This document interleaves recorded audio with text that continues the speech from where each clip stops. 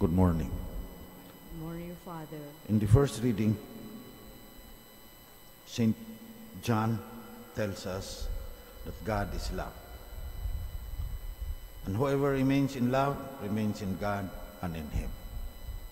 The God we believe in is all-powerful, is eternal, omniscient, knows everything. But above all, He is love. Many scientists today, because of their discoveries, the Big Bang and the quantum physics, start to believe that some power started the universe. Even Einstein could not escape the fact that if nothing happens without a cause, according to science, then somebody or something caused all these galaxies and planets. But, this is what I would like to say, the God, all-powerful God they believe in, does not care about us. He's like a supercomputer, started everything.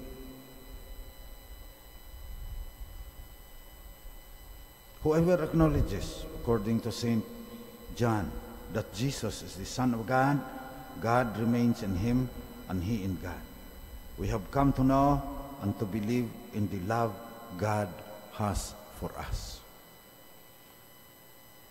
I would not care about the all-powerful God who does not care, does not even know that I exist, does not care about my laughter and my tears and my problems and my dreams. Our God does that for each one of us. And that is the revelation in Christianity. In the other religions, God also does. How do we prove that God loves us? He sent His only begotten Son, the divine Word, equal to the Father. In the beginning was the Word, and the Word was with God, and the Word was God. And the Word became flesh and dwelt among us. This is the shrine dedicated to the divine Word, who became a human being as proof that what St. John says today, that God is love, is true. But that truth is convergent. It grows. Our understanding that God is love has to be deepened. And so, we have to sit beside the Lord like Mary and listen to Him speak.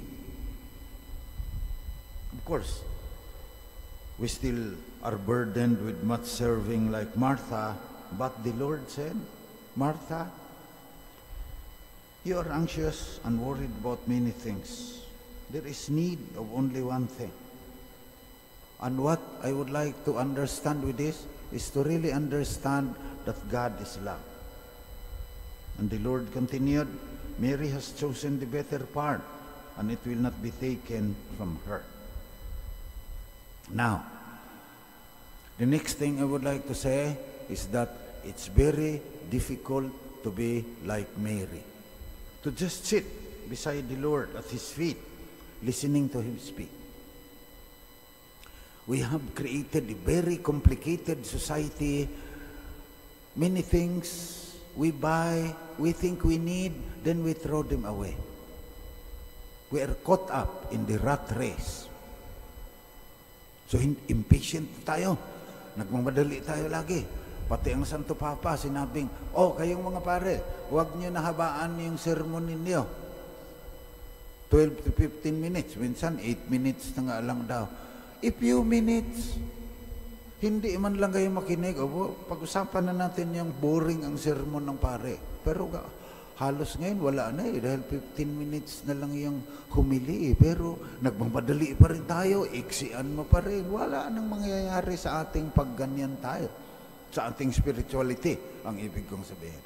Hindi na tayo nakakaupo. Kaya, very impatient tayo, hindi lumalalim yung pagkilala natin sa Diyos. Ang dami-dami nang mangyayari. So learning to be patient, to sit beside the Lord, is a human need.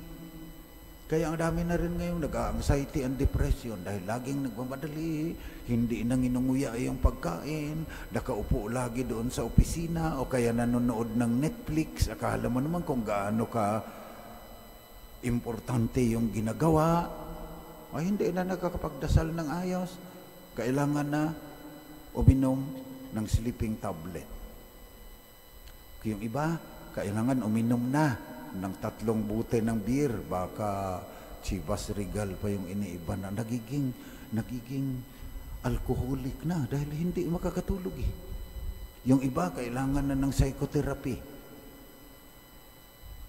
Nabuburyong. Martha, Martha, you are anxious and worried about many things. There is need of only one thing. Mary has chosen the better part and it will not be taken from her. Magdasal tayo ngayon. Let us pray that we'll be patient. Binibiro din tayo ni St. Augustine. Sabi niya, yung iba, nagdadasal, Lord, give me patience. Right now, bigay mo sa akin yung patience kaagad. And then, let us pray for our young people also. I'm really concerned about them kasi yung mga nanay din, ginagawang pacifier yung gadget. Hindi pa naglalakad yung bata, yung nanonood na ng Cocomelon. At yung Cocomelon, kung saan-saan nagpupunta yan, very interesting topic.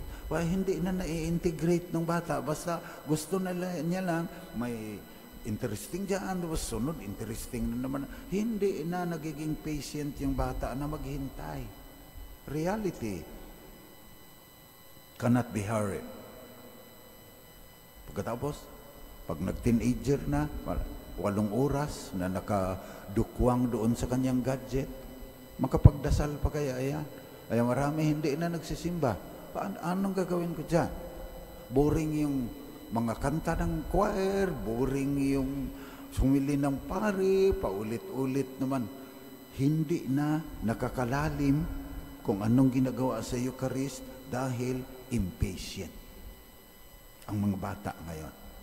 Grabe naman, 59% anxiety and depression.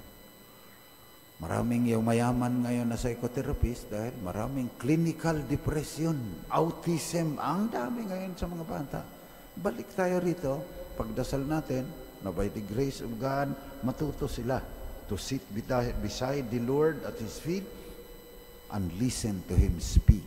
Otherwise, prepare yourselves for untold misery among the young, both physically, psychologically, spiritually.